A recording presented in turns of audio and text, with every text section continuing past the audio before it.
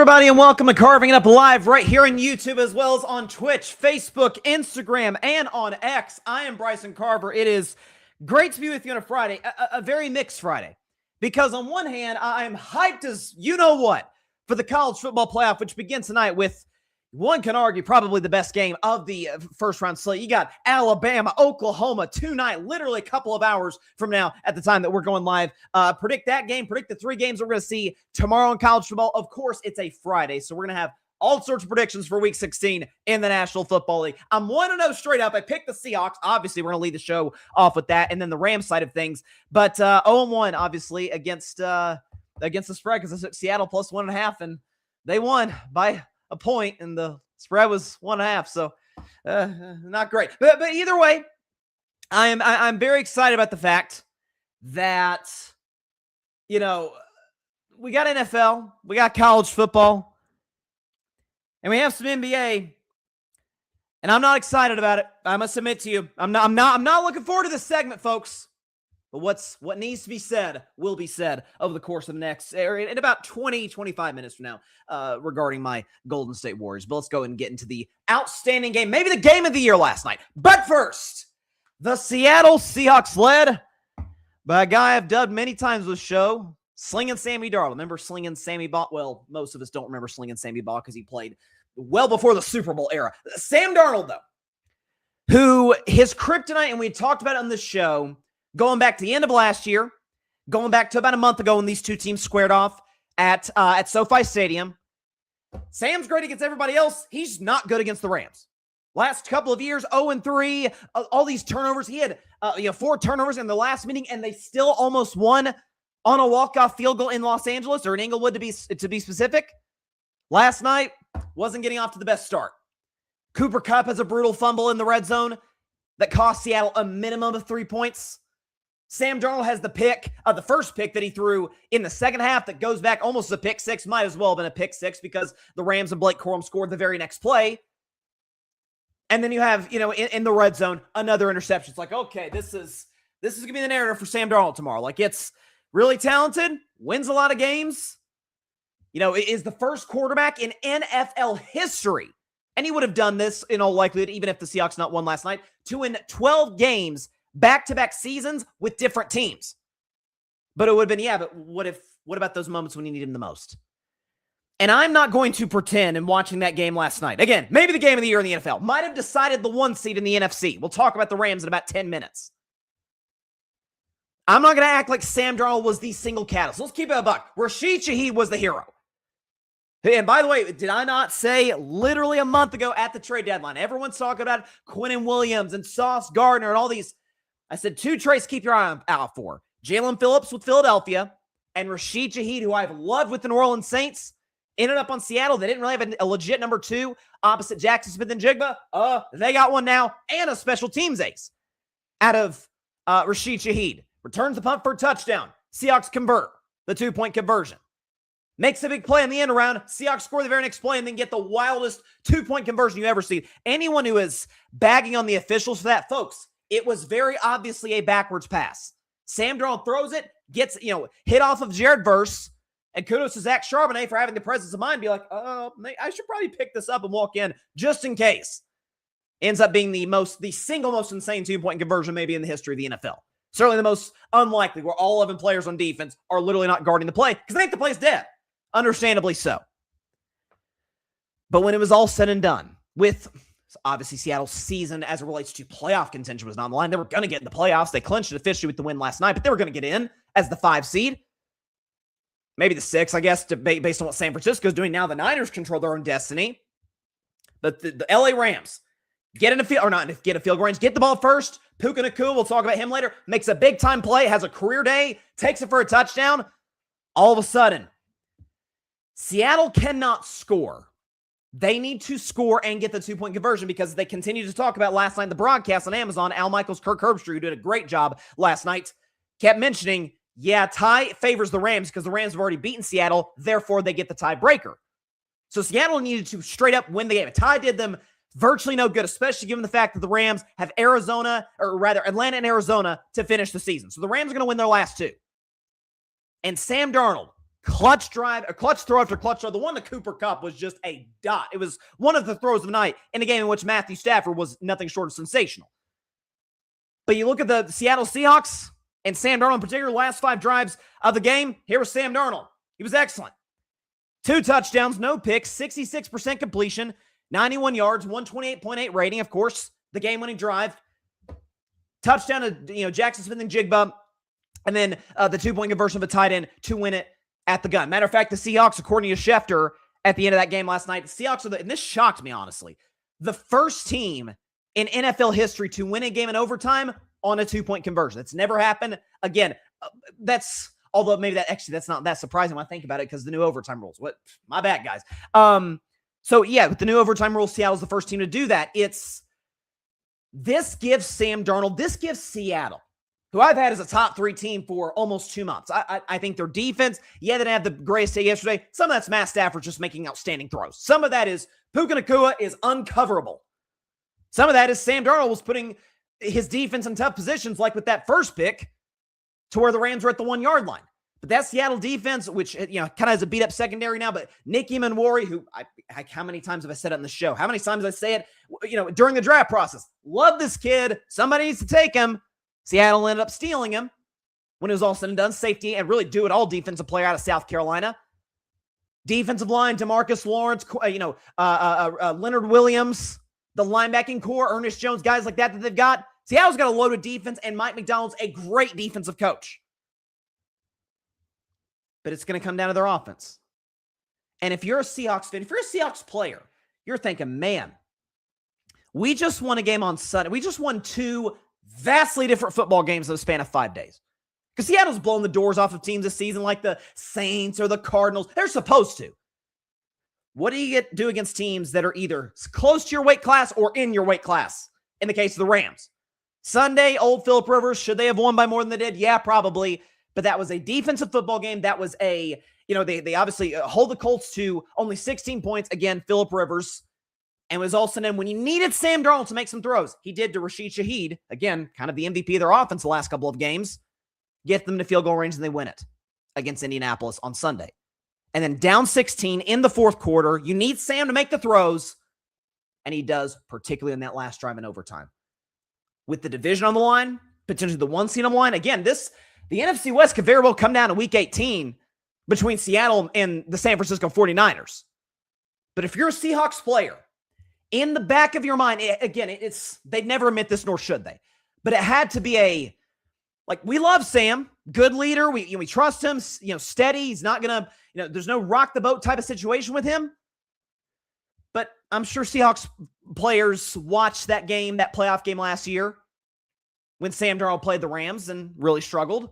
And they obviously did play in the game in which Sam Darnold threw 4 picks and they nearly won on a walk-off field goal.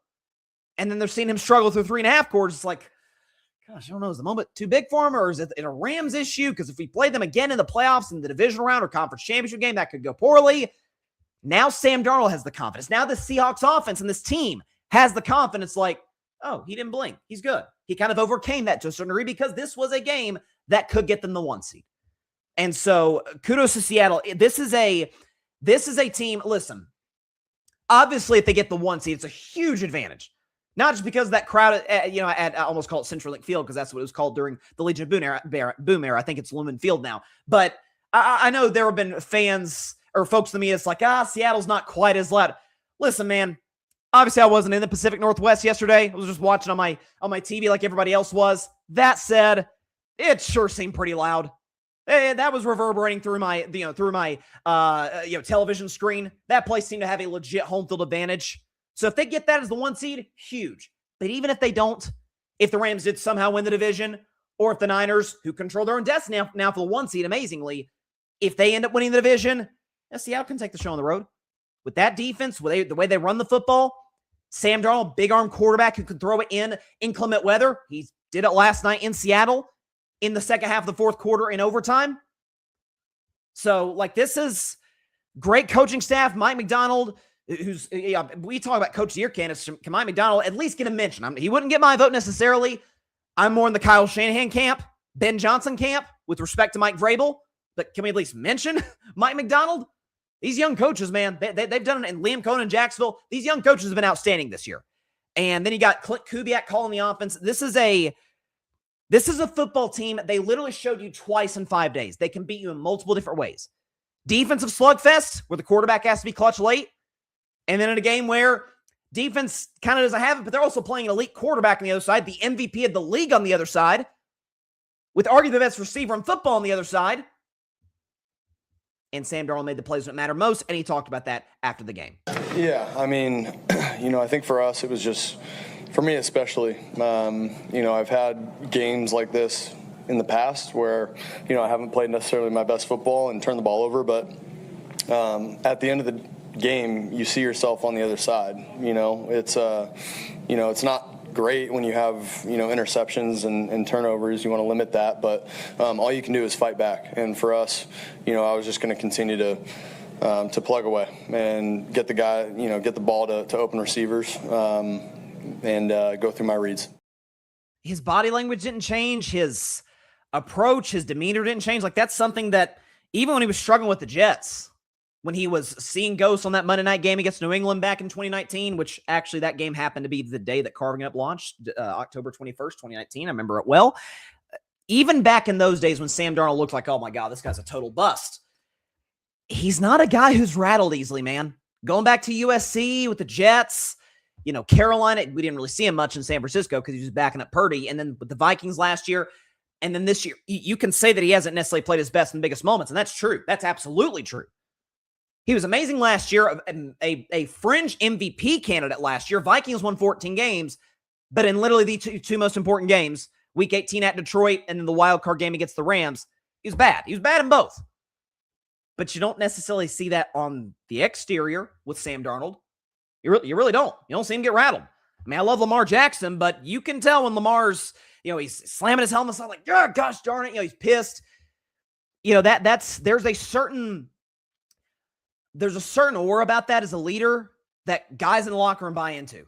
And so, again, I know J.J. McCarthy's had a pretty good last couple of games in Minnesota, but if given the chance to do that again, I think the Vikings would have kept Sam Darnold.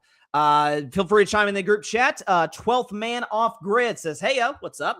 Yes, feel free to chime in the comment section or in the chat via YouTube, IG, Twitch. What do we got? YouTube, IG, Twitch, Facebook, anywhere that you're watching the show. We would definitely love to hear y'all's input. On the losing side, though, the Los Angeles Rams. So it was kind of weird. So for the last few weeks, I'd say I think 5 of the last 6 weeks, I've had the Rams as my best team in the NFL on Bryson's best 10. But oddly, on Wednesday's show, I picked Seattle to win the game. I thought the weather advantage was in Seattle's favor. I think the fact that, they went to Los Angeles, Darnold threw 4 picks, and they still almost won. The fact that this Seahawks defense is as ferocious as it was, the fact that this offense was going to open the playbook up more in a huge game against the Rams than against a Colts team with a 44-year-old grandpa quarterback. And also the fact the flight delays with the Rams, there were a lot of things working in Seattle's favor. It's kind of a credit to the Rams that they were in the position they were to win. Let's start with the positive. Even in a loss, man, it's kind of impossible to debate otherwise at this point. Stafford's the runaway MVP. I won't go so far as to say unanimous, but pretty darn close. Awesome. 3 touchdowns, no picks, 457 passing yards. Fun fact, by the way, the 4 quarterbacks that have thrown for 450 this year, all of them have lost, oddly.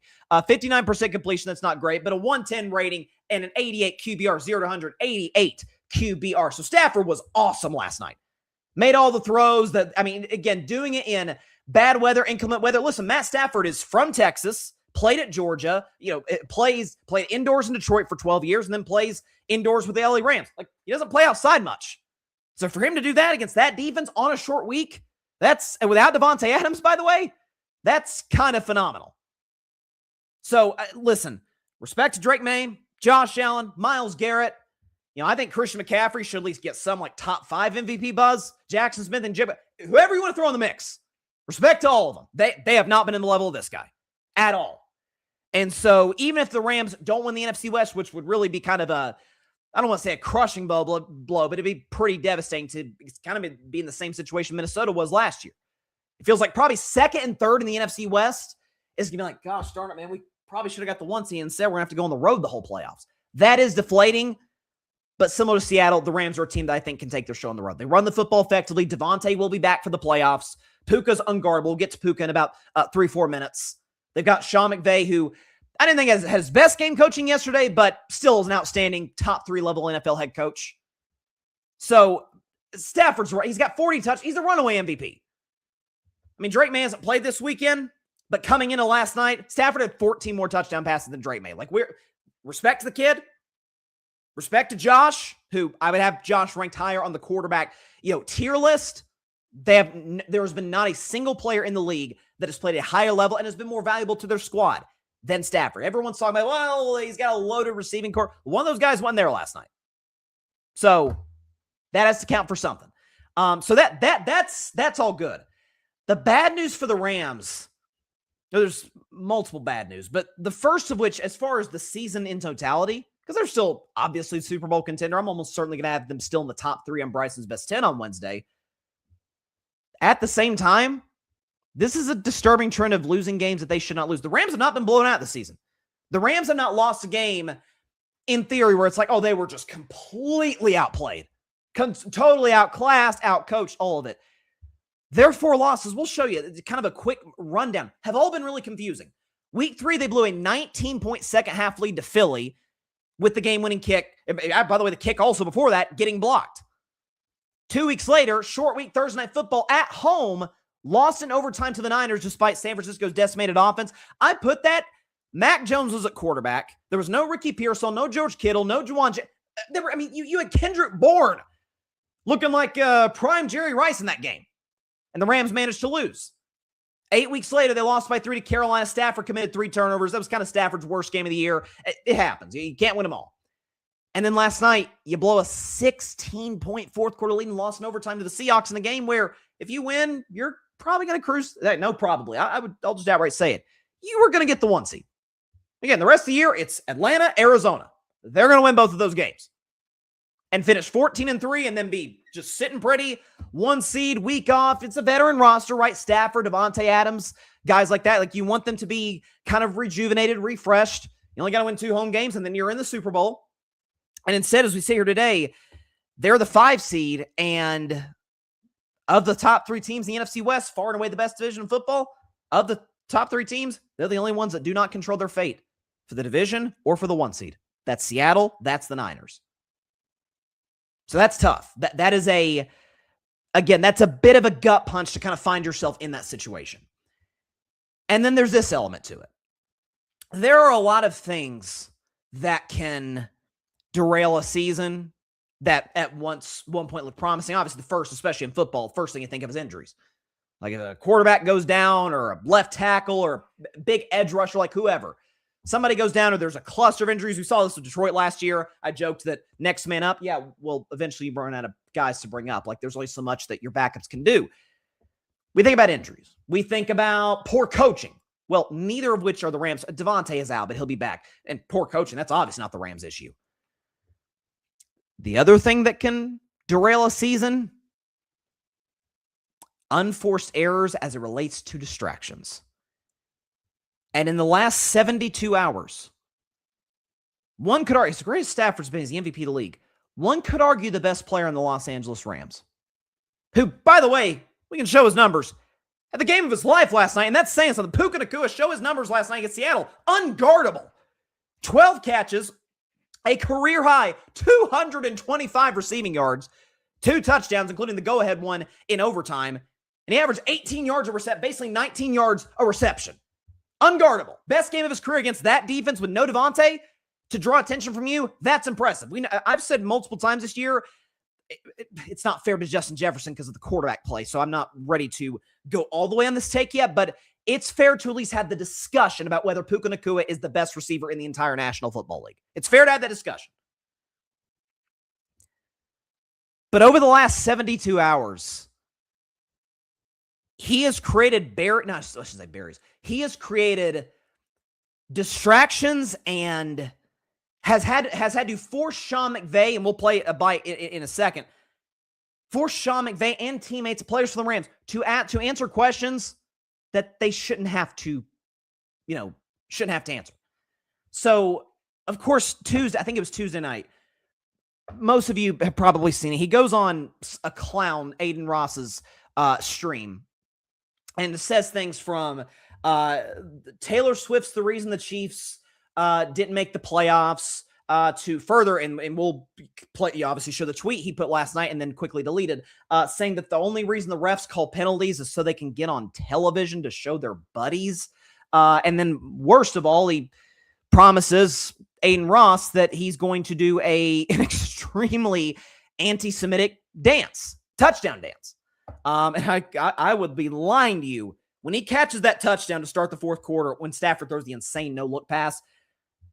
When he dropped the ball, there was a second like, oh my God, he's going to do it. Even though he apologized Thursday morning and said that he wouldn't. And he didn't do it on either touchdown, thank God. For those that didn't see it, it's basically a mimic of an extremely anti-Semitic trope caricature. That's what Puka Nacua was going to do.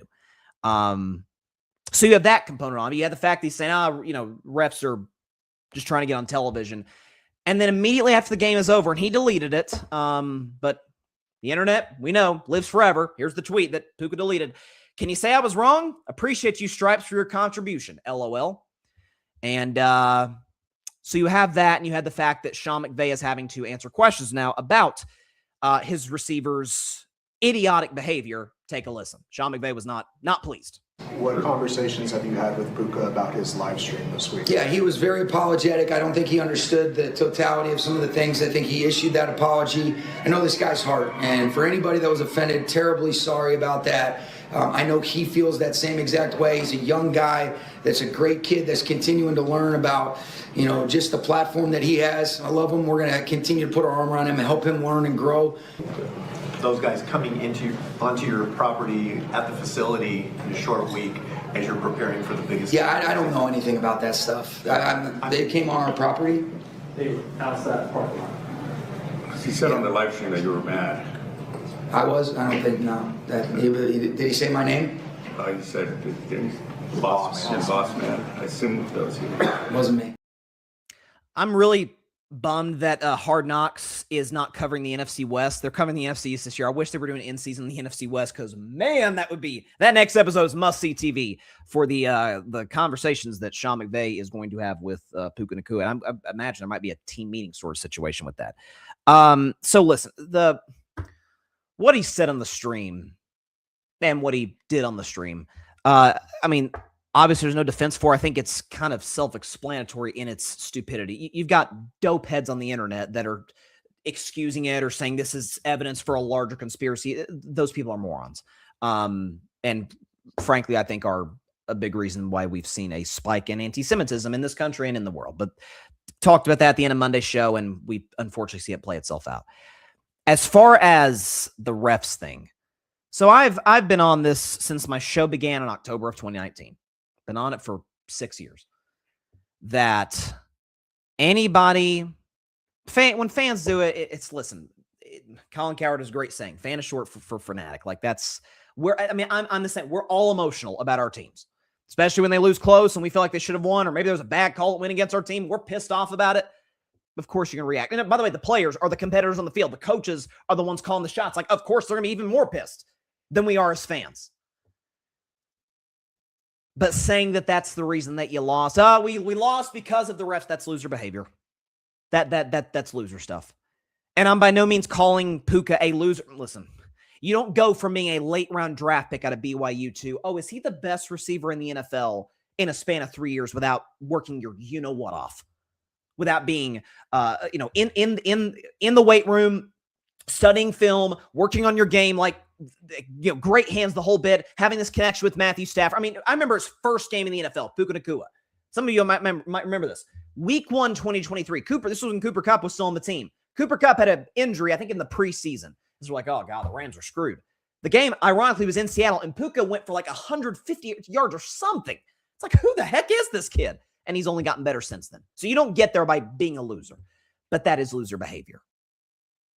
What he said in the stream, obviously, again, the anti-Semitic thing is despicable. But the thing about officiating that he said in the stream and then he tweets afterwards, kind of doubles down on it, that's loser stuff. And he said after the game, I was over-emotional. It's like, there's a reason that players don't talk to the media until like 45 minutes after the game is over. There's a reason for that. Give them time to shower, get dressed, kind of cool off a little bit, reassess things. You can't reassess everything until you watch the film, obviously, but give an opportunity to cool off. And for him to impulsively, the first thing on his mind is, see, told you, refs. My guess is probably referring to the 2-point conversion, which was obviously a backwards pass by Sam Darnold that Zach Charbonnet, to his credit, had the presence of mind to pick up and walk in the end zone. Like, dude, that was objectively a backwards pass, hit Jared versus helmet. Charbonnet walked it in. Like, what are we talking about? And so stuff like that, if this doesn't get nipped in the bud, and listen, if there's any organization I trust to extinguish this fire, it's the Rams. Great ownership, Stan Kroenke. Great GM in Les Snead. Amazing coach in Sean McVay. But you heard McVay in that presser. He's like, wait, those streamers came on our property? Like, you could tell, again, we don't have the rights to the footage. We only have the rights to play the audio. You could tell McVay was like, oh, I didn't know that. That makes the story a little bit different. I don't know if maybe Puka lied to him about it or whatever the case may be.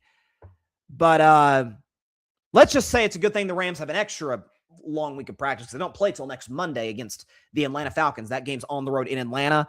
But listen, clearly the fallout did not affect Puka's play, quite literally the best game of his career.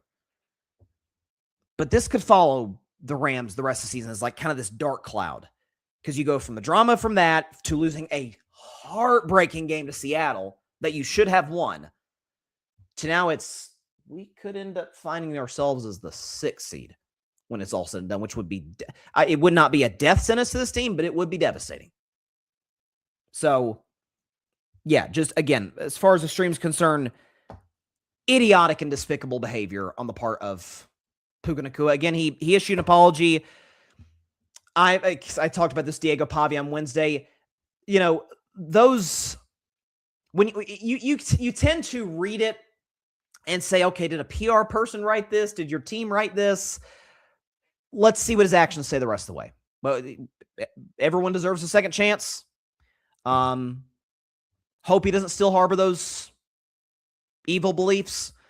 And then as far as the ref stuff, like, dude, grow up. Grow up. And that's any player who's blamed refs, whether it's impulsive or not. Like, they're not the reason that you lost the football game. I've always used the example, and then we'll move on to the NBA. Ironically, a game that actually favored the Rams. The game against New Orleans 2018 NFC title game where there's a clear and obvious pass interference. It's the worst PI that was never called in the history of the league. We all remember it. And Saints players were like, this is the reason that we lost. And so much so that they got a stupid rule change for the following season where you could review pass interference. It was so dumb, the league got rid of it. It was just to appease the Saints and shut Sean Payton and the front office up. Like, it was a terrible rule. And they said that was the reason they lost. Okay, bro, the game was tied. You kicked a field goal. You bombed clock management before that. The Rams should have had less than a minute. They end up having a minute and a half. Goff gets them in field goal range. Zerline hits a kick. You win the toss, and Drew Brees throws a pick. You had multiple opportunities to win that game right before and then after the PI that should have been called. Of course it should have been called. But that's one play. You had multiple plays, multiple opportunities to slam the door, and you didn't. And so, and that game wasn't even poorly officiated, too. I'm talking about not the NFC Championship game. I'm talking about the game last night. So I don't know what Puka's talking about. Okay. Boy. I didn't think I'd necessarily have to do this segment, to be quite frank. I thought that as time goes on, my guys would right the ship and wouldn't have to do a big diatribe like I'm about to do over the next however long. But as most of you, or some of you might remember, a couple of months ago, I did my Carving It Up 6-year anniversary special, and there were a lot of things that happened to fall on opening night of the NBA season. And so, naturally, as I do every year, I make my preseason predictions for MVP, Coach of the Year, who's going to be the 1 seed, Conference Finals, NBA Finals, Finals MVP. And I said, if healthy, Steph, Jimmy, Draymond, that my Warriors will win the championship. And there were signs earlier like, oh, you beat the Lakers. Ooh, you beat Denver? You beat a healthy, rejuvenated Nuggets team? Like, okay, there might be something here. You get off to, I think it was a 5-1 start. And from there, the Warriors have lost, let's do the math here. Okay, they've lost 14 of their last 22 games or something like that. Like, it's not going well. And they lost last night to the Phoenix Suns in just pretty devastating fashion. I'm watching this game alongside the football game last night. We'll get to part of the reason why the Warriors are even in that position later, but what you need to know is the game was tied. Phoenix had the ball, chance to win the game. Dylan Brooks, I know this is going to shock people, absolutely bricks a game-winning attempt, offensive rebound, and Moses Moody fouls the guy with 0.4 seconds left. And so it cost the Warriors the game. Hits one free throw and the Suns win. And this has been a recurring theme with the Warriors this season. Matter of fact, we can show you the numbers. Is the fact that record in clutch games. Last year, you see that 25-18. The Warriors were 25-18 record in clutch games. For those that don't know, clutch games is anytime the score is within 5 points with 5 minutes or less to go, that counts as a clutch game. The Warriors were 25-18 at that last year, but even more so, post Jimmy Butler trade, the last 2 months of the season, 9-4 in clutch games. This year, 5-10. All right, they win one of their every 3 clutch games this season. That ain't going to cut it. That ain't going to work. And it's not because of their defense, which I said religiously, it's been one of the best in basketball since they acquired Jimmy. Last 2 months of the season post acquiring Jimmy, best defensive league in terms of defensive rating. This year, 4th. They're still in elite defense. The offensive rating is 22nd in the NBA. That's with Steph Curry on pace to have the greatest age 38. He's not 38 yet. He's going to be 38 in March. The greatest age 38 season in the history of the league. Surpassing LeBron James back in 2022, 2023. He's averaging 28.8 a game. Multiple 40-point games this year. He's got more 35-point scoring games after turning 30 than Michael Jordan. So Steph's having one of the best years of his career at age 37 going on age 38. So obviously, any chance for the Warriors to be competitive? Is Steph aging? No. He didn't have a good game last night, but he's been great. The shot's been there. The handle, he's out here breaking guys' ankles. Explosiveness is not quite what it was in like prime Steph years, but it's there enough to get clean looks. I know a lot of people are going to go after Steve Kerr. And Steve Kerr I feel like I'm like the only Gen Z Warriors fan that thinks Steve Kerr can actually coach basketball at an elite level. I don't know. He's a 4-time champion. Steve Kerr's not the problem. Here's the problem. It's threefold in my opinion. Number one, and you saw it literally on the last play of the game last night. The Warriors don't have size. They just don't. That's been something they put off for a while. They thought adding an old Al Horford, who I still think was a solid addition. He can still hit the corner 3. Like Al Horford can still be an effective player on this team coming off the bench.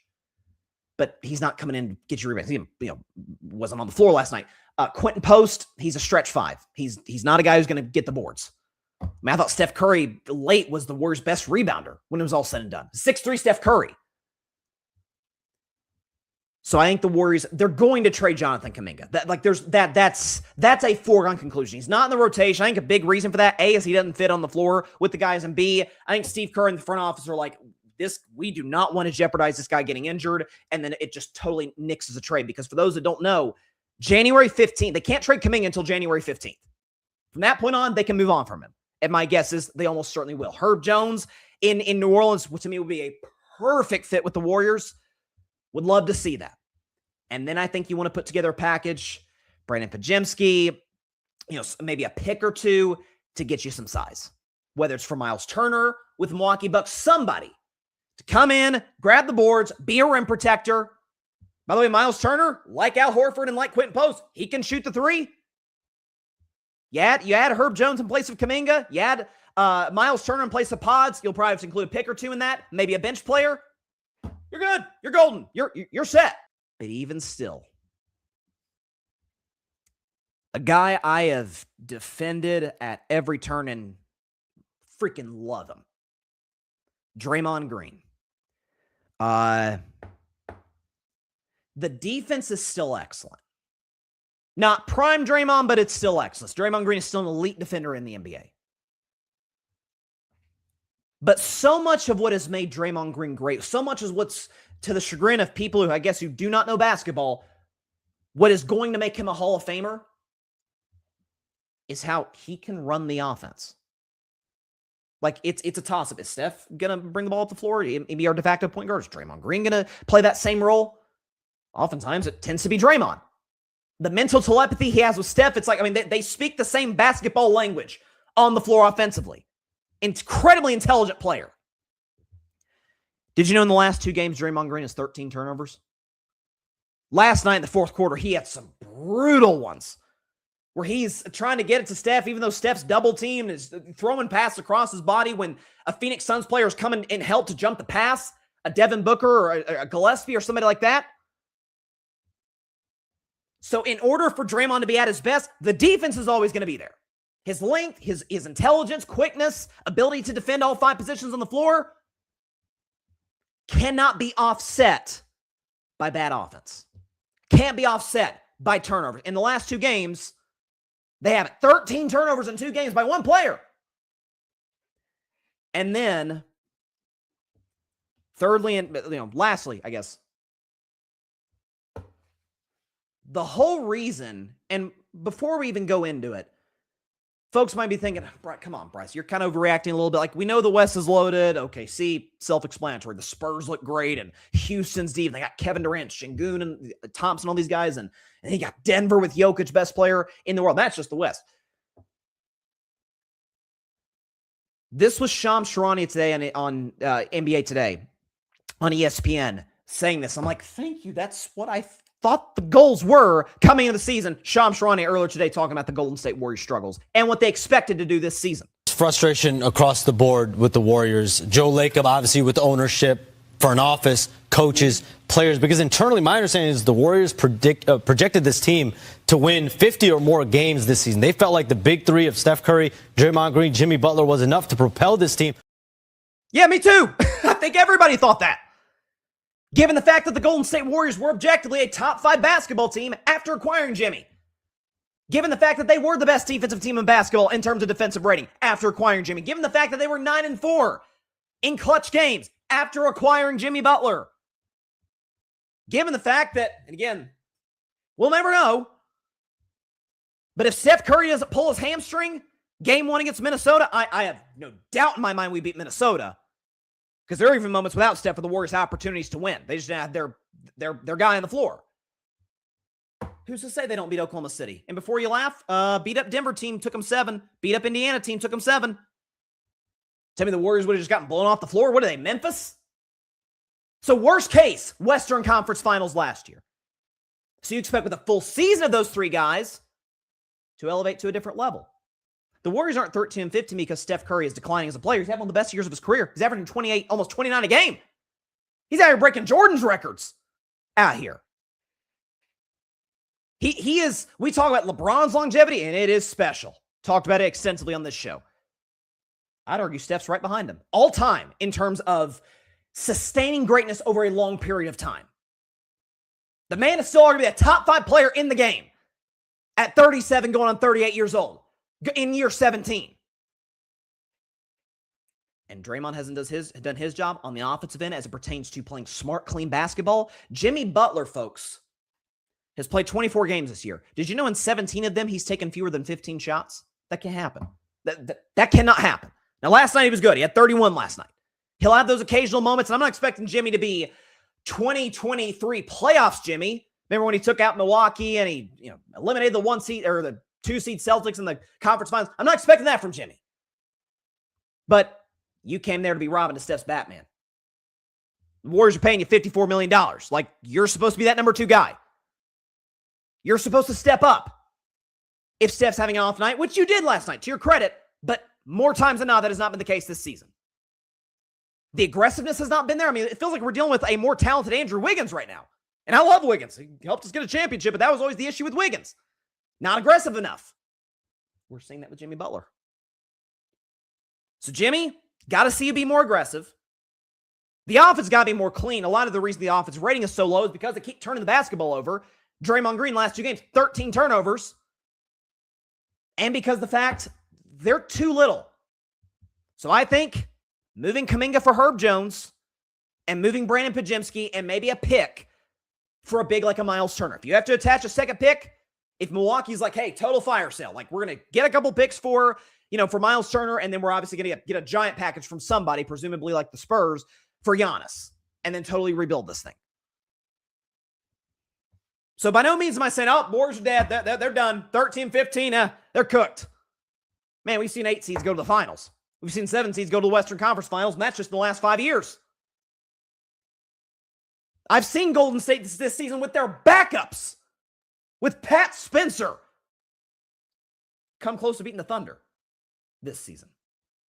I've seen them beat Denver this season. It's there. Same team as last year, with the ability to make improvements to your holes. But show the stat one more time.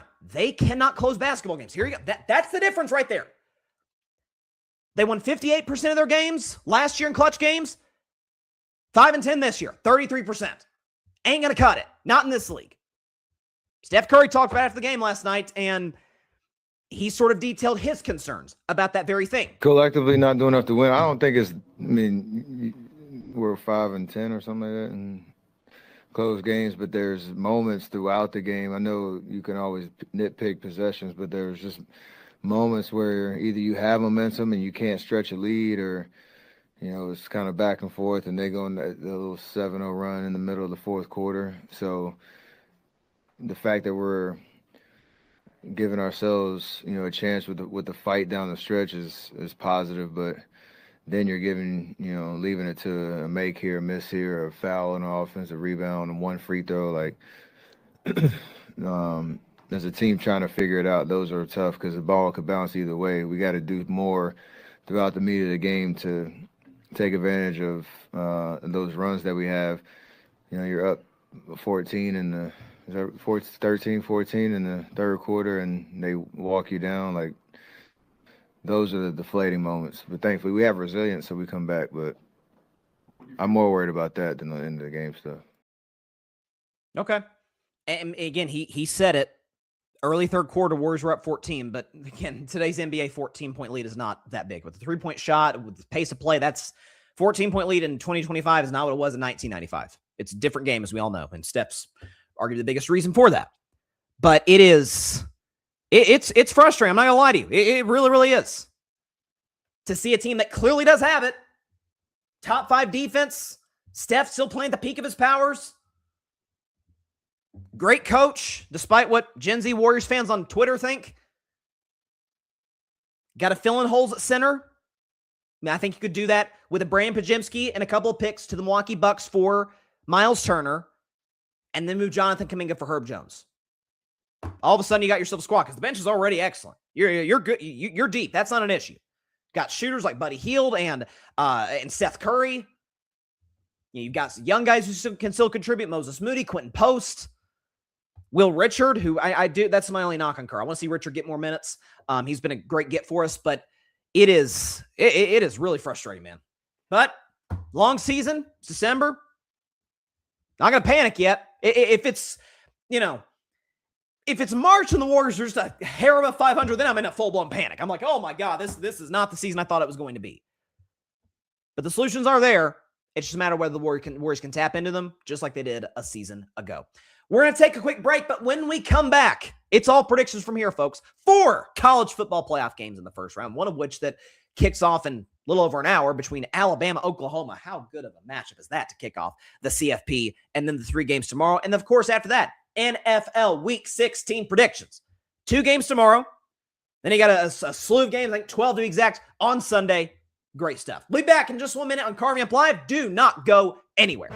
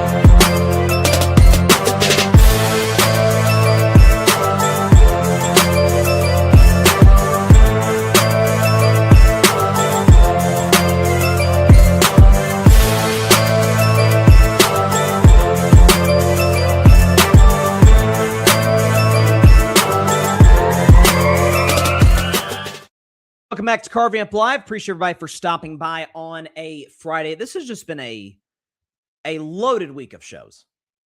We got obviously a ton of NFL. I mean, that just comes with the territory. And then you got some NBA the last few days. People panicking about the cup being awful. Then you got college football, which I'm going to predict the 4 first-round playoff games in just a moment. The Diego Pavia video is people seem to be responding to it on YouTube, which I really appreciate. For those that have not seen it, feel free to check it out. There's obviously a short on YouTube, TikTok, IG, but feel free to check out the full video on my dissertation on Diego Pavia's fall from being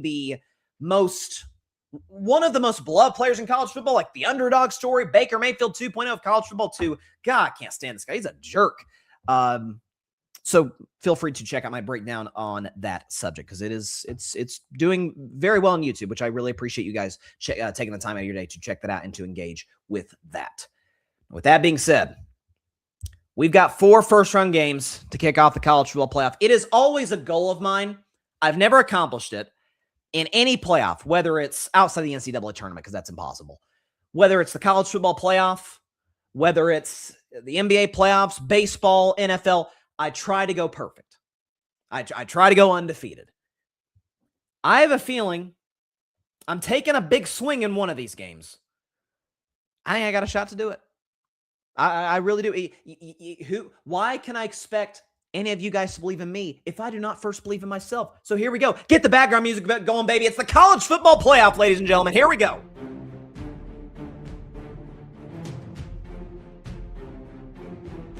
All right, we will start. Man, this is like getting the entree right off the bat. No appetizer. We're just starting. Boom. SEC matchup. It is the Alabama Crimson Tide. It is the Oklahoma Sooners. 2 of the blue blood storied college football programs into the history of the sport. Oklahoma favored -1.5. Now, of course, these teams played about a month ago. Oklahoma did win that game in Tuscaloosa. Now Alabama, fresh off of a blowout loss in the SEC championship game to Georgia, has to go on the road to Norman to take on the Sooners, who quite simply have one of the best defenses in college football. You talk about scoring, they're in the top 5. You talk about a guy in Brent Venables who, listen, his teams offensively in Oklahoma have not been very good. That said, if you remember his days as the defensive coordinator at Clemson, those defenses haven't looked quite the same since he left for Oklahoma. They've been excellent with the Sooners. They got some future NFL prospects on that squad. For Alabama, and I to a degree, there's one fact that helps Alabama, one that does not. The one that helps Alabama that I kind of ignored when I picked them to beat Georgia is, man, in college football, it is hard to beat teams a second time. It really, really is. And still picked them. They beat Georgia in Athens, so it's like, they can do it again. And they got just absolutely demolished for 60 minutes. Ty Simpson was bad. The defense got cooked by Gunnar Stockton and the Bulldogs running game. Special teams errors, like Georgia completely annihilated the Tide.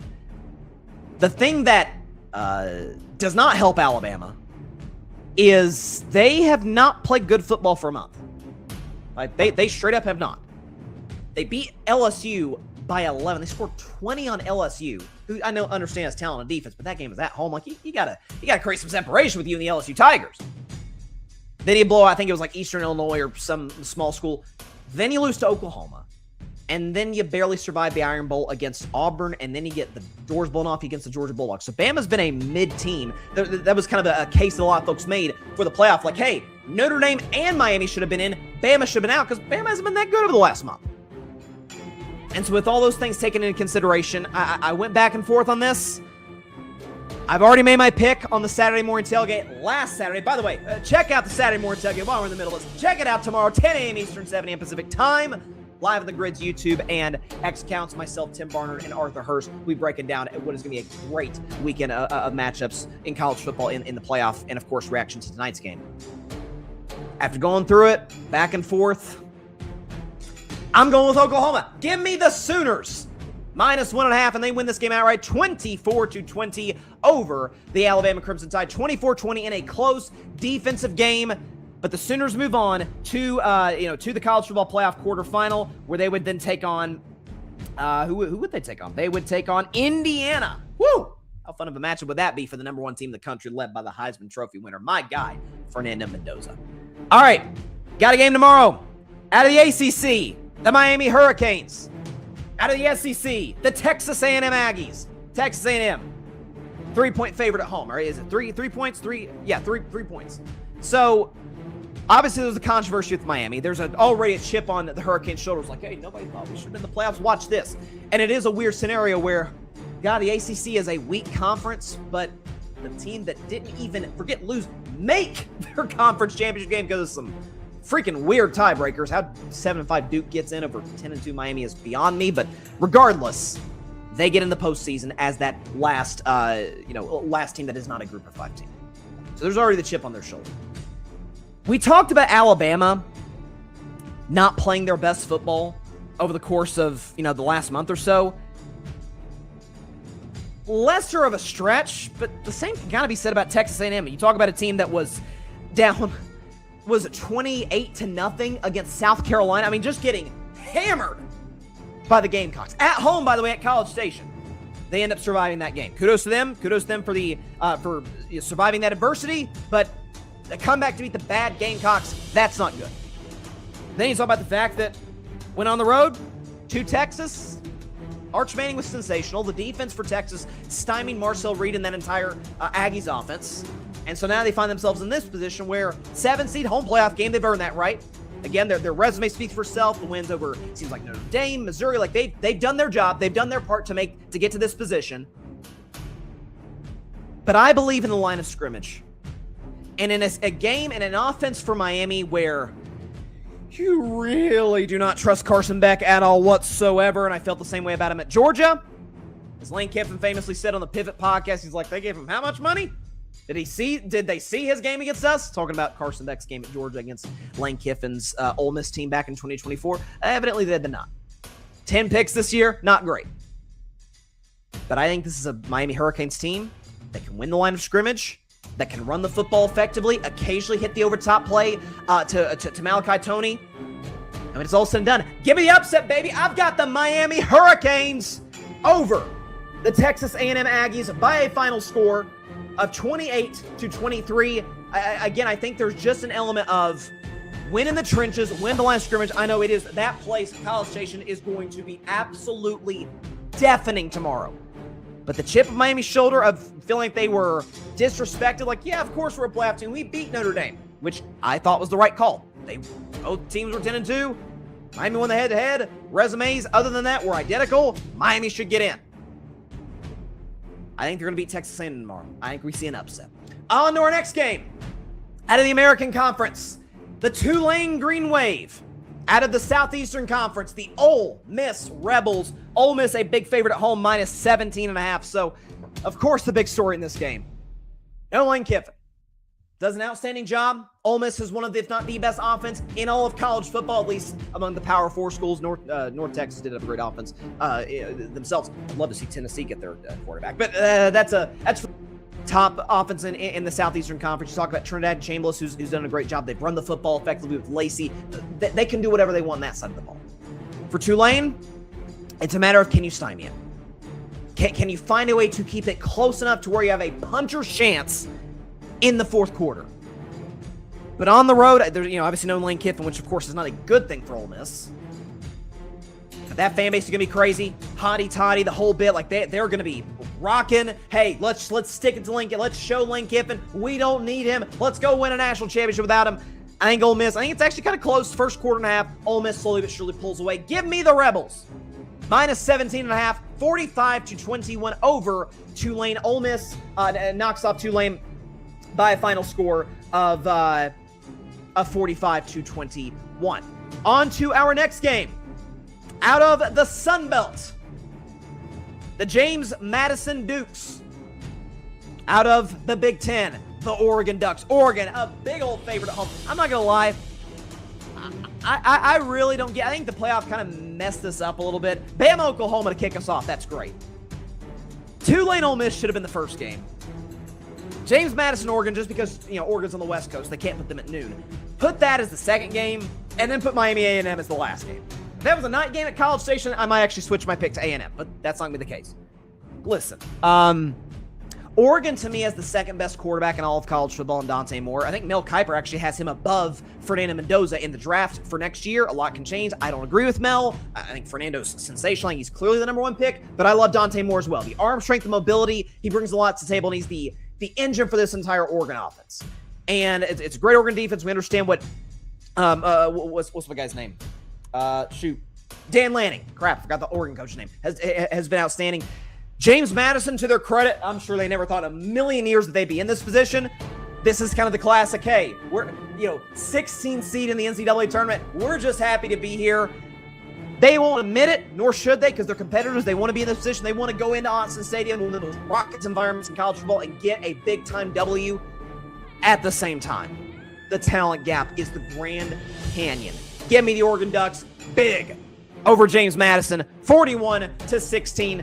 Oregon gets the W and advances to the next round, 41-16 over James Madison, who has had an outstanding year.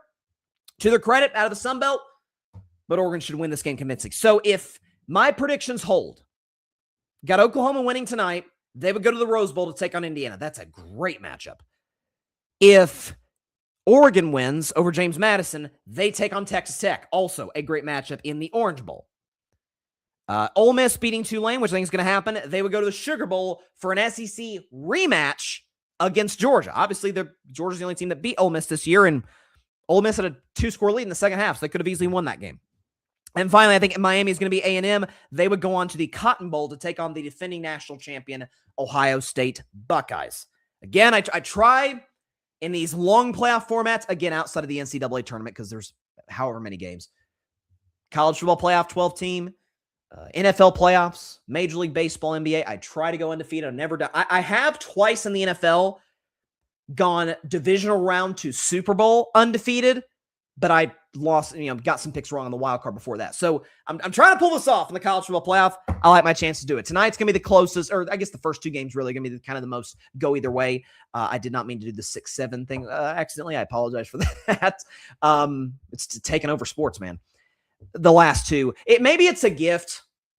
Maybe it's a gift from college football that the two worst playoff games are last. That way we can pay a little bit more attention to the NFL games, which I'm going to go and predict right now. But before I do, let's go and show my record. It's a mixed bag.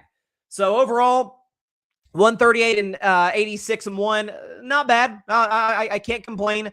I'm 14 games under 500 against the spread. That's not great. Upset of the week is a long time ago in a galaxy far away. I was 4-2, and I'm now 5-10. So that segment's completely gone by the wayside. Bryson Bleak bet 6-9. That's about where I expected. This week is the ultimate Bryson Bleak bet. I have zero confidence in this one.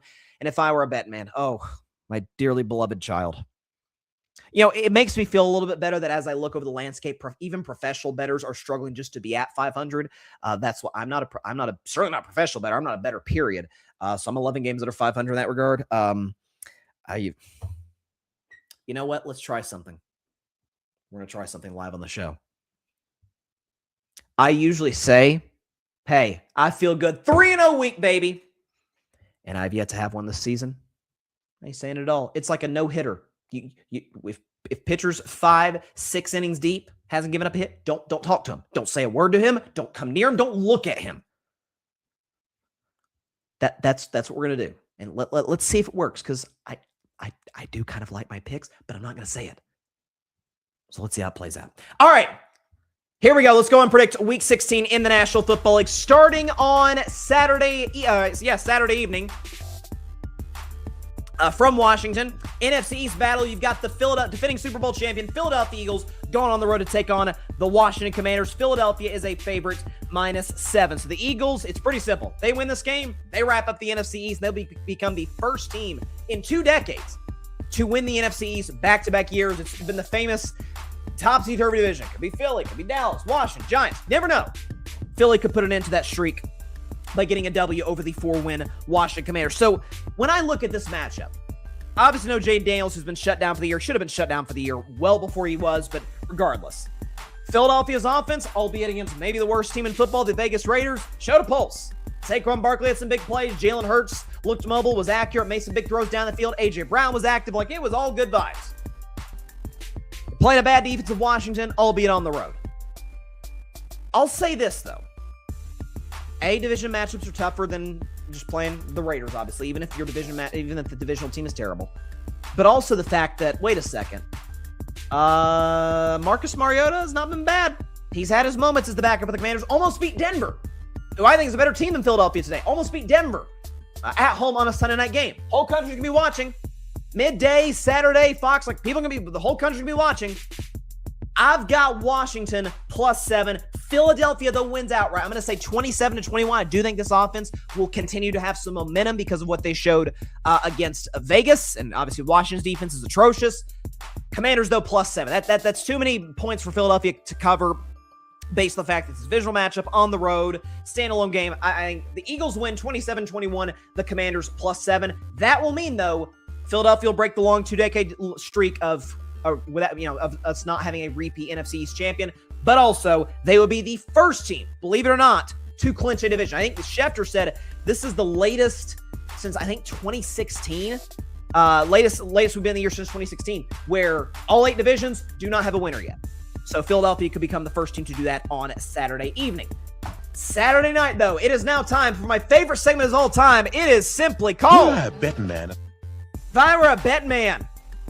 I am looking at this NFC North clash featuring two rivals, a rivalry that goes back a century. The Green Bay Packers and the Chicago Bears. The Packers, when I took this game, by the way, when I bet, air quotes, bet this game earlier in the week, because I love the line, it was Packers on the road -1.5. The line's flipped to Bears -1.5, but when I took it, it was Packers -1.5. Chicago had an atrocious offensive first half 2 weeks ago at Lambeau when these two teams squared off. Atrocious. Caleb was bad. He was inaccurate. The offense had no flow. Second half, they get it going. They end up tying the game. Kudos to Jordan Love and Green Bay for executing a go-ahead drive. Josh Jacobs doing his thing. Caleb Williams throws the ball late, ends up getting picked in the end zone, and the Packers end up winning the game. Since then, they lost Micah Parsons for the season. Since then, Christian Watson is out in all likelihood for this game, dealing with some chest injury. Any favoritism I have in this game has nothing to do with Jordan Love's production. Jordan Love's quietly having the best season of his career. If you talk about touchdown-interception ratio, if you're talking about just the overall command that he's had in the offense, he's been great. Dealing with injuries, Tucker Kraft's gone for the year. Watson's been in and out of the lineup, and he's been great when he's been in the lineup. Jaden Reed's been hurt. Kudos to Jordan Love for doing the job that he's done. But in Chicago, with the Bears with an opportunity to kind of wrap up the division, if we're being honest. I think technically the Lions would still have a shot to catch Chicago, and that's possible given what the Bears' upcoming schedule looks like. But if I were a Batman, give me Dub Bears over the Green Bay Packers +1.5 in a close game. Down to the wire, 24-21. Given what Caleb and this Bears offense did against an elite Cleveland Browns defense on Sunday, at home in Chicago, they probably should have won at Lambeau despite a bad first half by Caleb. Now there's no Micah Parsons. Christian Watson's out. Everything tells you, pick the Chicago Bears in this spot, and that's exactly what I'm doing. If I were a bet man, love the Bears +1.5, and of course they get the outright W. Up next, for our Sunday games, you got a bad one. Yeah, you've got a bad one. New York Jets on the road against the New Orleans Saints. The Saints, didn't think I'd be saying this year. Not only are the Saints favored, but they're favored by a touchdown. They're favored by 6. So, look, the Jets are in quarterback hell, but maybe reading the reports about Tyrod Taylor and Justin Fields' availability, something tells me Aaron Glenn and the front office of the Jets, they're tanking. They're trying to get Fernando Mendoza, which I don't blame them. I have always said in the show that the Jets is the place where all young quarterback dreams go to die. Better not screw this kid up because I think he has potential. They're trying to get Fernando. Fail for Fernando. I respect it. But speaking of teams that may or may not need a quarterback, maybe the Saints don't draft a quarterback in 2026 in a draft that's not that loaded at the position. Because Tyler Shuck shown some promise last couple weeks. Executed the game-winning drive last week against Carolina, had a go-ahead fourth-quarter drive against the Tampa Bay Bucks. So the two teams that's going to be playing this weekend, vying for the NFC South, great against both of them. Showed some promise, showed some accuracy, some poise. I was a big Tyler Shuck fan coming out of Louisville. I didn't love that, but by and large, he's been solid. So I think in this spot against a Jets team that's probably tanking, give me the New Orleans Saints -6 to win this game 26-14 over the New York Football Jets, who can only hope that the Giants lose some games, that Tennessee lose some games, although neither team's going to draft a quarterback in their own right, so we will see in that regard. Up next, it is now time. Do we have it here? Do we have it? Okay, it is now time for my upset of the week. I'm sensing a winner.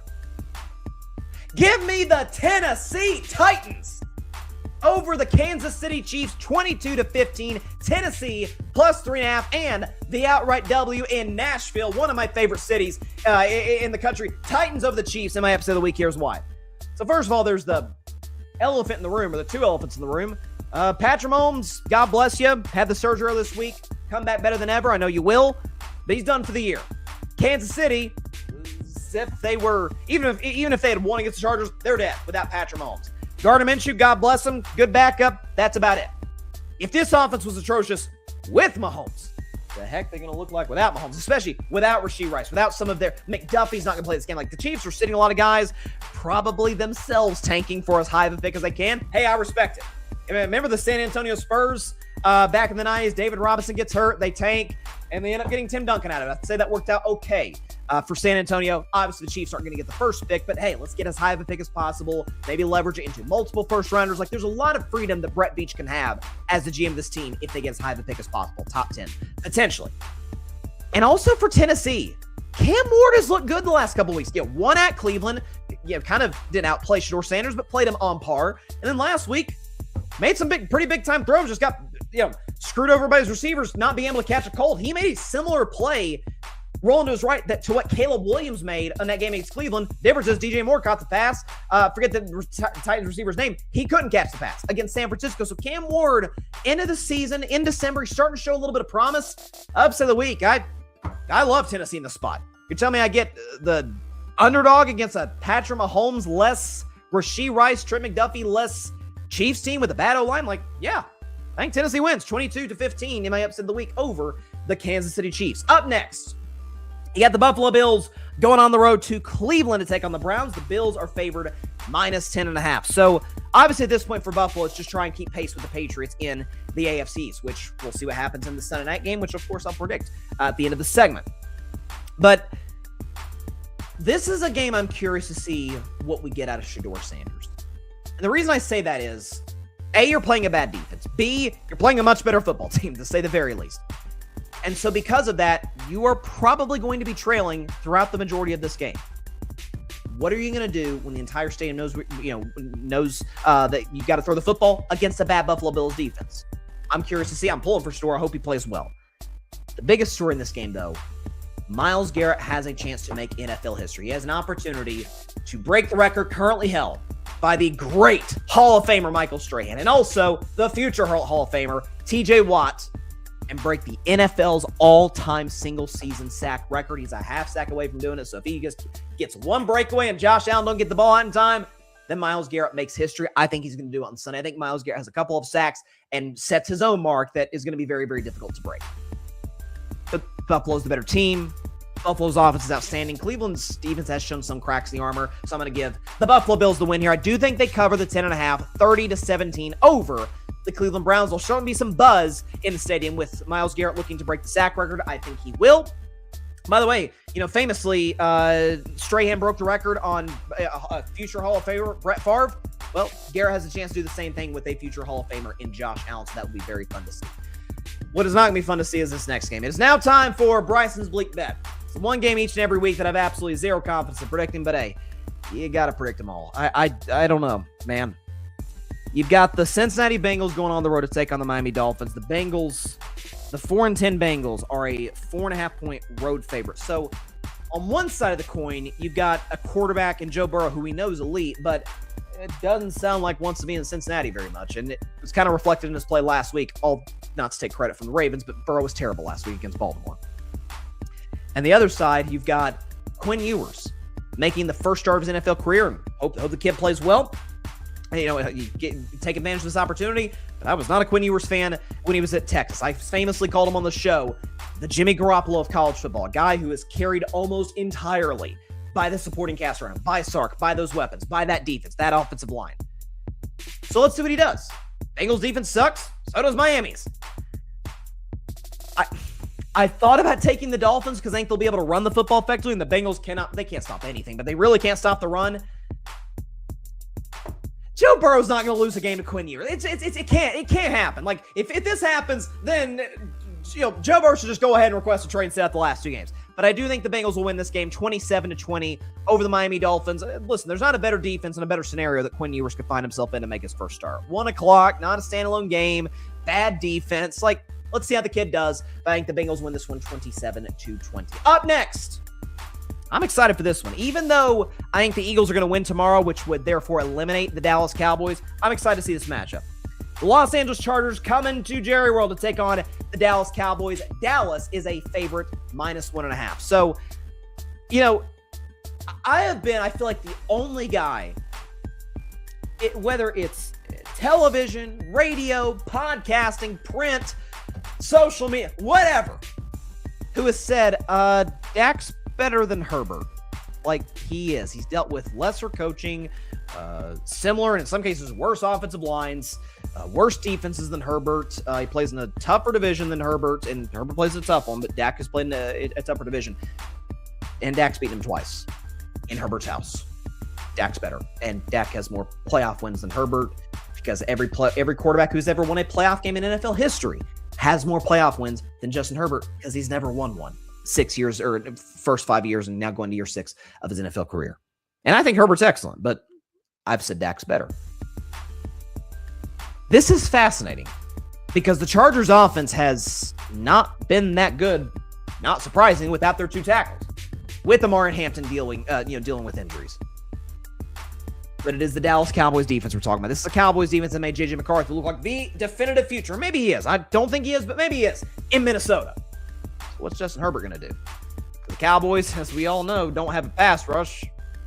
Feels like they had a guy in the building that could help them with that, but neither here nor there. Dak Prescott against Justin Herbert, I just believe in it. Just George Pickens, don't pout for the 3rd game in a row. I've got the Cowboys winning this one, high-scoring shootout, 31-27 over the LA Chargers. I'll tell you what, if Philadelphia were to somehow lose, Dallas goes in like, we've got a pulse. I mean, we've got Washington on Christmas. Philadelphia's got to go to Buffalo, and all of a sudden we go into Week 18. It's like, Dallas can win the division with the win and a Philly loss. I don't think that's going to happen, but who knows? If the Eagles end up losing tomorrow, Dallas, I think, even has more juice. I don't think that'll happen, but I still think the Cowboys get the W. I'll take them at -1.5 to get the W. 31-27. What do we have next? Speaking of the Vikings, they go on the road to take on the Giants in the Meadowlands. The Vikings are favored -2.5. So J.J. McCarthy, to his credit, albeit against 2 atrocious defenses, Washington and Dallas, has looked pretty good. Hasn't turned the football over except for one batted ball by Quinnen Williams on the first play last week. But look good against Washington. I've always said this about JJ. I'm not a believer in just about anything he brings to the table. First of all, he can't stay healthy. His deep ball accuracy isn't good. His accuracy in general is not good. He has a strict over-reliance on the running game, and that goes back to college at Michigan.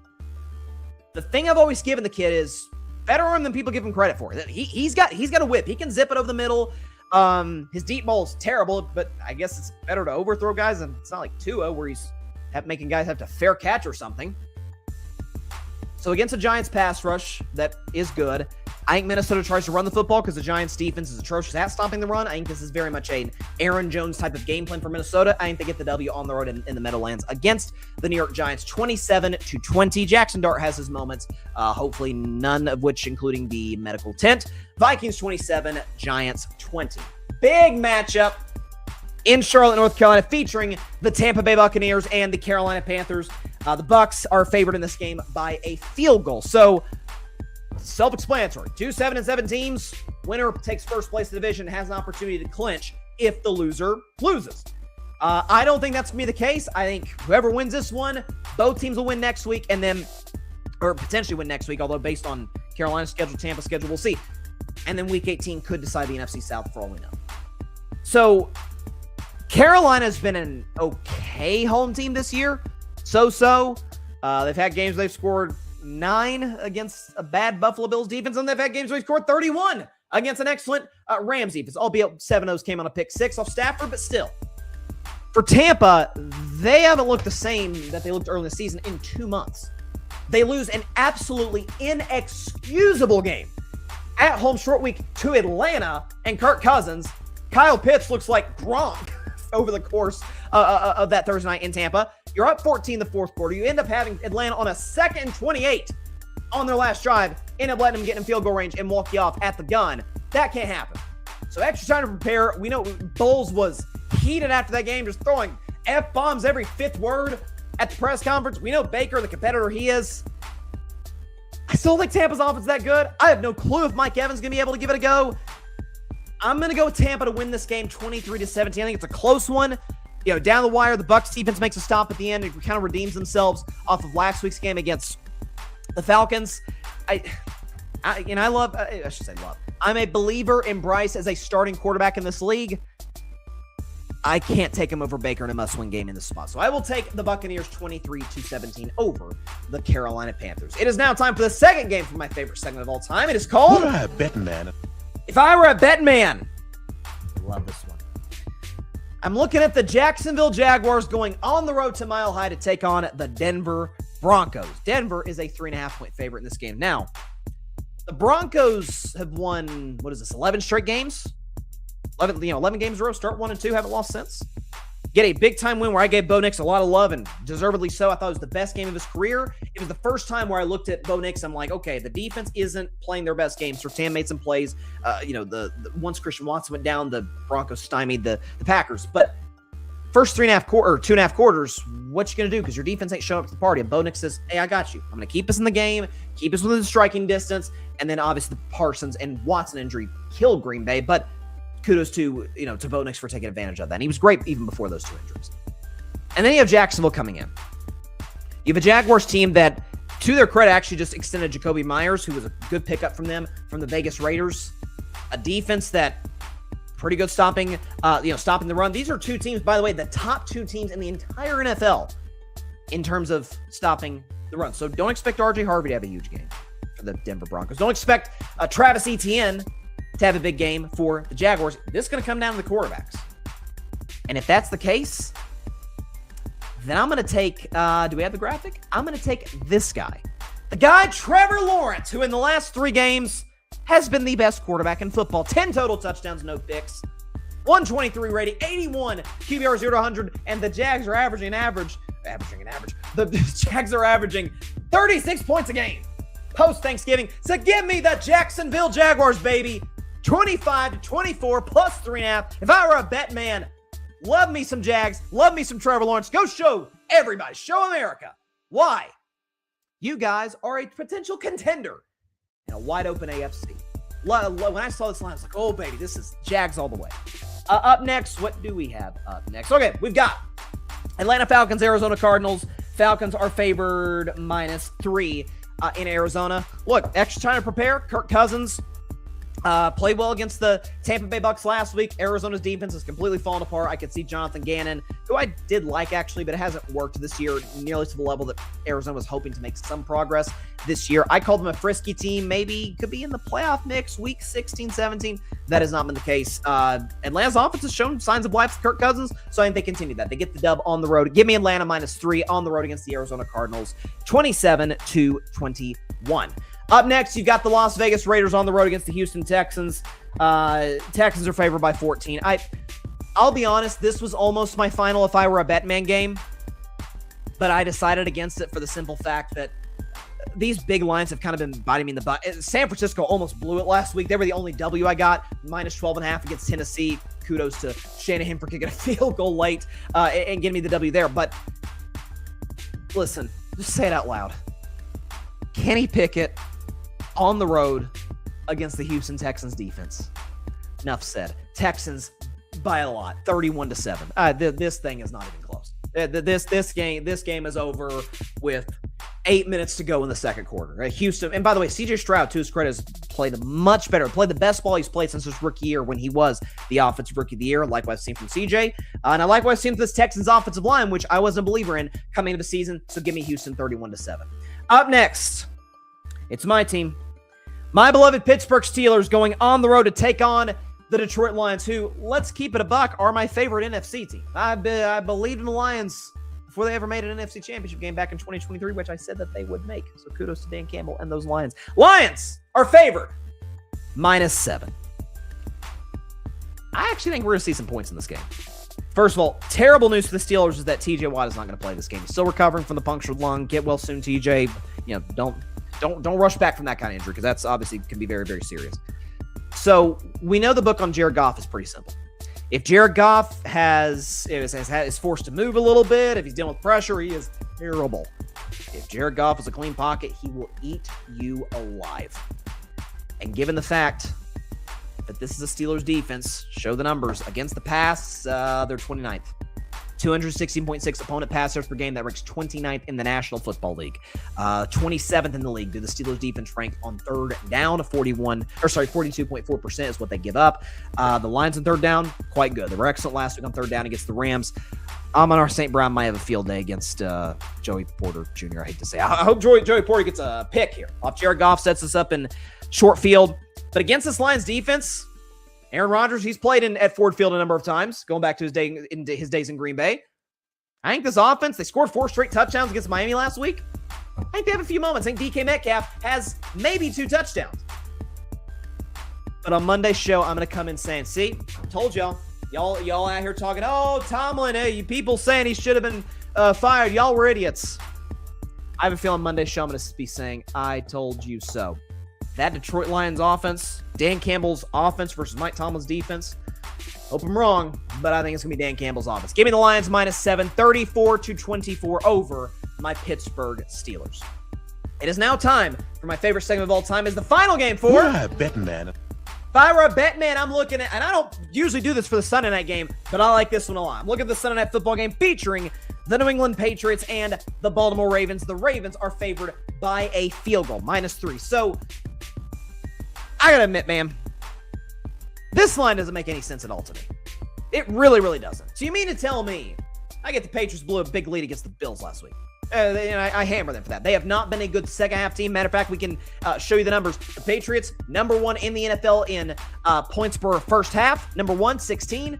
Second half, they average about 10.6 points per game. That ranks 22nd in the National Football League. So they've got to be better.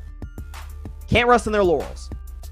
But if there were ever a coach that would have his guys ready to go for a game like this, you just blew a 21-0 lead. The Buffalo Bills, we imagine, will have already won against the Browns earlier. So they are breathing down your neck for the AFC East title, which they've won, of course, the last 5 years. I get the Ravens are desperate, especially if my Steelers were to win, then the Ravens are really desperate because then they don't control their destiny at all for the AFC North. I think Drake May, against this Ravens defense, has a big-time bounce-back performance. I think this Patriots defense stymies a Ravens offense that I don't know if you guys have been watching, but has not been very good.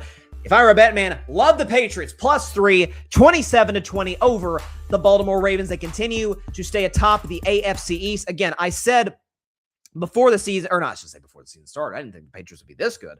But I said about a month ago, maybe 2 months ago, that it would be a disappointment if the Patriots finished worse than 13-4. And I think it's going to end up being 14-3. Their last games, I think, are against Miami and the Jets. They'll win both and be, likely the 2 seed in the AFC. I guess it depends on what happens with Denver tomorrow on Sunday against the Jags, because I think the Jags are going to win that game. That's one of my if I were a betting man games. But there you go. That's how things gonna play out. All right. That is all the time I have for today's show. I appreciate everybody stopping by. As always, be sure to catch Carving Up Live on Monday at 6 p.m. Eastern, 3 p.m. Pacific time, right here on YouTube, as well as on Facebook, on Twitch, on X, and on Instagram. Appreciate everybody stopping by on this Friday. Got a great week planned. So, of course, Monday we'll have reaction to NFL, to college football playoff. Wednesday's going to be fun, though. So, Wednesday's show, we haven't locked in the time yet, but it's almost certainly going to be at noon. It's Christmas Eve. Not asking you to watch the show at 6 Eastern on Christmas Eve. You guys are waiting for Santa. You guys are maybe having your Christmas Eve parties. So we're going to be doing the show earlier in the day, and we're going to be doing a segment that I love to do. I've been doing it for the last few years on the show, the naughty and nice, the carving it up naughty and nice list in the world of sports. I love doing it each and every year. If I always say Santa commissioned me to take care of the naughty and nice list in the sports department, so I will do my best for the big man himself. And so you'll definitely want to stay tuned for that. And of course, Friday, we'll have reaction to Christmas NFL, Christmas NBA. It's going to be an absolute blast. You're in for a treat of a slew of shows. It's our gift to you on Carving It Up, the shows that we'll have planned for you next week. Tomorrow morning, though, check us out, 10 a.m. Eastern, 7 a.m. Pacific time, the Saturday Morning Tailgate Podcast. Myself, Tim Barnard, and Arthur Hurst. We're going to be reacting to tonight's game, Alabama, Oklahoma, which is sure to be a doozy. Cannot wait. I got the Sooners winning that one. Of course, we'll predict the 3 playoff games for tomorrow. We'll also give some reaction to the Heisman Trophy controversy, which, again, you could check out my reaction to that on the channel, the Diego Pavia segment. It's doing really well on YouTube, so please be sure to check it out whenever you have the opportunity to do so. We'll do that. We'll do a contenders versus pretenders segment. It's going to be a lot of fun. So check us out tomorrow, 10 a.m. Eastern, 7 a.m. Pacific time, the Saturday Morning Tailgate Podcast. And, of course, check out Carving It Up next Monday, 6 Eastern, 3 Pacific, YouTube, X, Twitch, Instagram, and basically anywhere you can watch. We're going to get on TikTok soon, though. We're working on that. All right. Hope everybody has a great weekend. Please continue to stay safe out there. God bless y'all. Peace out. I hope my Steelers beat the Lions, though. I hope. Thanks so much for watching the show on YouTube, and be sure to go click that big red subscribe button and check out the other clips and full shows from Carving It Up Live, as well as our other incredible content creators here on the Grid Network.